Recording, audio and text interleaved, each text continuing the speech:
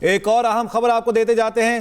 سابق chairman senate Sadiq Sanjrani کا سردار اختر مینگل سے رابطہ ہوا ہے۔ ذرائع کے مطابق سردار اختر مینگل نے آئینی ترامیم کا مسودہ مانگ لیا ہے۔ ذرائع کے مطابق سابق چیئرمین سینٹ صادق سنجرانی نے سردار اختر مینگل کے مطالبات پر تبادلہ خیال کیا ہے۔ سردار اختر مینگل نے صادق سنجرانی سے 2 سینٹ ووٹ کے بدلے لاپتہ افراد کی فوری بازیابی کا مطالبہ کر دیا ہے۔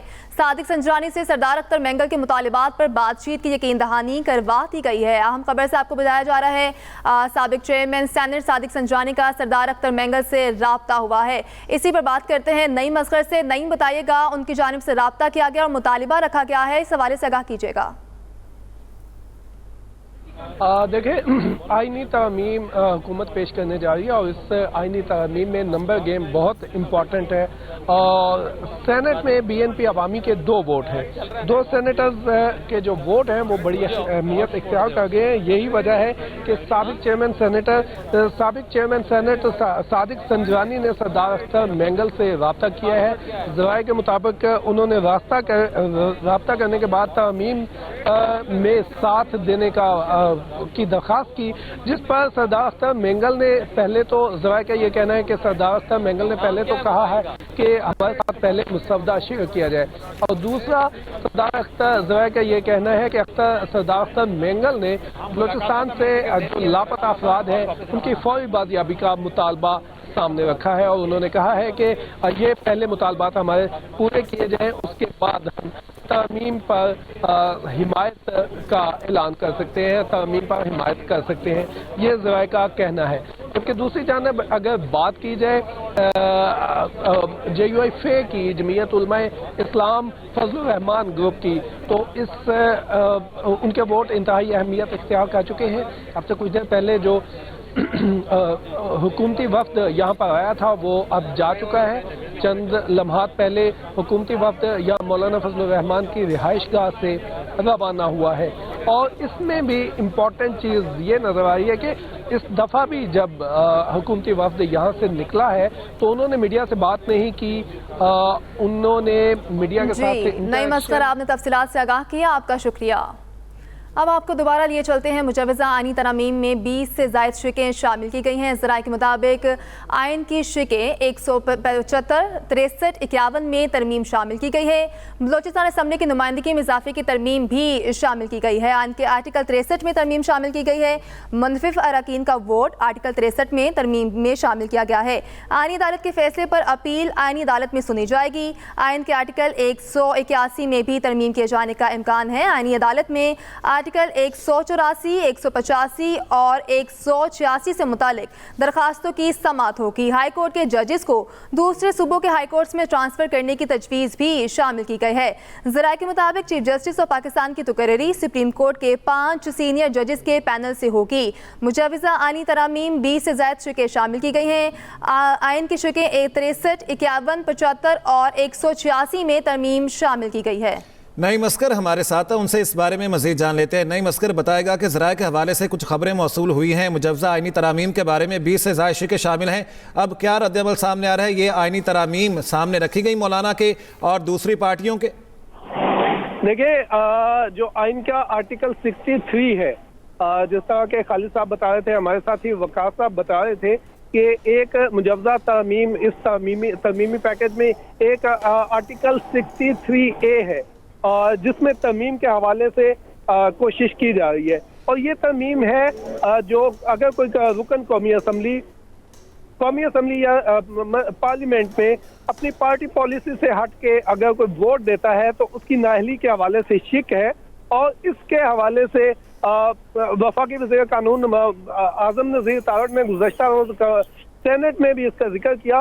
اس شک کے حوالے سے تو مولانا فضل الرحمان کی پارٹی جو ہے وہ متفق نظر آتی ہے، کیونکہ گزشتہ روز جے یو آئی فے کے سینیٹر کامران مرتضیٰ نے اس شک میں جو ترمیم ہے اس کی حمایت کی تھی۔ کل گزشتہ روز اعظم نذیر تارڑ نے سینٹ میں جب اس شک کا تذکرہ کیا، اس قانون کا تذکرہ کیا، تو انہوں نے تائید کے لیے کامران مرتضیٰ صاحب کو کی رائے چاہی، اور سینیٹر کامران مرتضیٰ جو جے یو آئی کے انتہائی سینئر رہنما ہیں، انہوں نے اس کی تائید کی۔ انہوں نے کہا کہ آرٹیکل 63A میں जो तरमीम है वो होनी चाहिए। उन्होंने तायद की, उन्होंने कहा कि ये किस तरह हो सकता है कि एक रुकने असेंबली अगर उसका वोट कास्ट ही नहीं होता तो उसको सजा दी जाए। अब दीगर तरमीम के हवाले से भी जो सेनेटर कामरान मुर्तज़ा की जो सेनेटर कामरान मुर्तज़ा सेनेट में कल आज़म नज़ीर तारड़ से मुत्तफिक नजर आए, उन्होंने इस इत्तफाक का इजहार भी किया। अब जो दीगर पैकेज है, जो तरमीम का पैकेज है, उसमें मौलाना फजलुर रहमान किस हद तक इसको मानते हैं। ज़राए का ये कहना है कि मौलाना फजलुर रहमान कुछ तजावीज़ पे तो मान गए हैं लेकिन कुछ पे अभी डेडलॉक बरकरार है। और ये जो 63A है, इसके अलावा मौलाना फजलुर रहमान ने ये भी ज़राए का ये कहना है कि उनका ये ख्याल है, मौलाना फजलुर रहमान ये चाहते हैं कि उनकी जानिब से जो तजावीज़ दी जा रही है उनको भी इस आईनी पैकेज का हिस्सा बनाया जाए।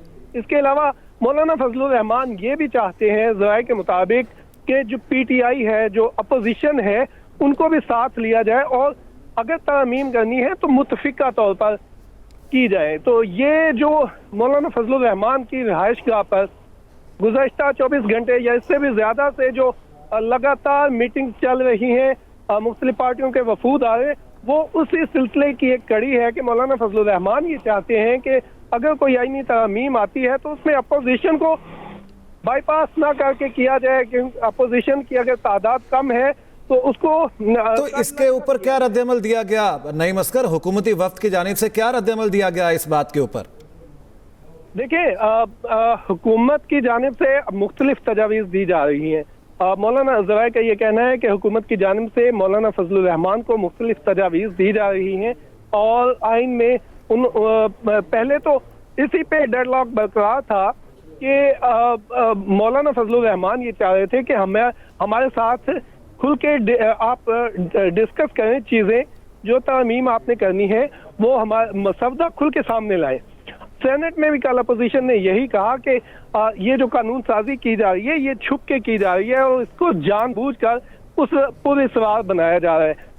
तो आज मौलाना फजलुर रहमान के साथ ये सारी चीज़ें डिस्कस हो चुकी हैं, उनको हुकूमत की जानिब से क्लियरली सारी तरमीम के बारे में बताया जा चुका है।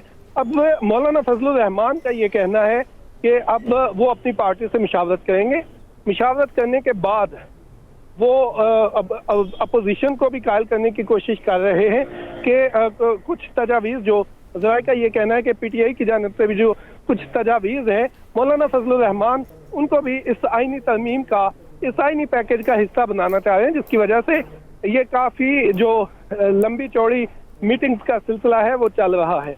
अब देखते हैं सेनेट का इजलास और कौमी असम्बली का इजलास भी। ठीक है नईम, ये बताइएगा कि हुकूमती वफ्द की जो मौलाना फजलुर रहमान से मुलाकात हुई है वो कैसी रही है, क्योंकि ये फाइनल राउंड कहा जा रहा था, तो इस मुलाकात के हवाले से बताइएगा। देखिए, मौलाना फजलुर रहमान की रिहाइशगाह से हुकूमती वफ्द मुलाकात के बाद रवाना हो गया है और हुकूमती वफ्द ने रवाना होते हुए मीडिया से कोई बात नहीं की। इस हवाले से अभी तक तो कुछ भी सामने नहीं आ रहा क्या वो मौलाना फजलुर रहमान को मुतमईन उनको कायल कर पाए हैं या नहीं। अब चूंकि एक दफ़ा फिर हमें लग रहा है, ज़राए का ये कहना है कि PTI का वफ्द भी मौलाना फजलुर रहमान से मिलने के लिए आ रहा है, तो अभी सूरत हाल वाज़ेह नहीं हो पा रही कि क्या मौलाना फजलुर रहमान कायल हो चुके हैं या नहीं हुए। तमाम अभी डेडलॉक, कुछ ज़राए का ये भी कहना है कि कुछ चीज़ों पे अभी डेडलॉक बरकरार है, कुछ चीज़ें मौलाना फजलुर रहमान और हुकूमत में सेटल हो गई हैं। जी सही। नईम असगर, ये बताएगा कि खुसूसी कमेटी का इजलास भी होना है जिसमें कहा जा रहा था कि मौलाना शिरकत करेंगे, तो क्या मौलाना शिरकत करेंगे उसमें?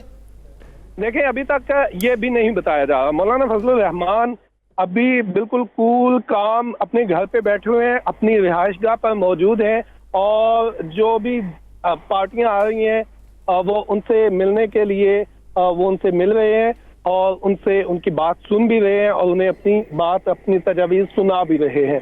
तो अब पार्लिमानी पार्टी का इजलास भी होना है, उसमें मौलाना फजलुर रहमान की शिरकत के हवाले से अभी कुछ नहीं बताया जा रहा, क्योंकि अभी JUIFA की जो सारी पार्लिमानी पार्टी है वो इस वक्त मौलाना फजलुर रहमान की रिहाइशगाह पर मौजूद है और ये कहा जा रहा था अब से कुछ देर पहले कि اگر چیزیں سیٹل ڈاؤن ہو جاتی ہیں حکومت اور JUIFA کے درمیان تو JUIFA کا وفد یہیں سے پارلیمنٹ کی جانب روانہ ہو جائے گا. تو ابھی تک ایسی صورتحال بنتی نظر نہیں آئی. حکومتی وفد خاموشی سے یہاں سے نکل گیا ہے اور انہوں نے کوئی بات نہیں کی. جی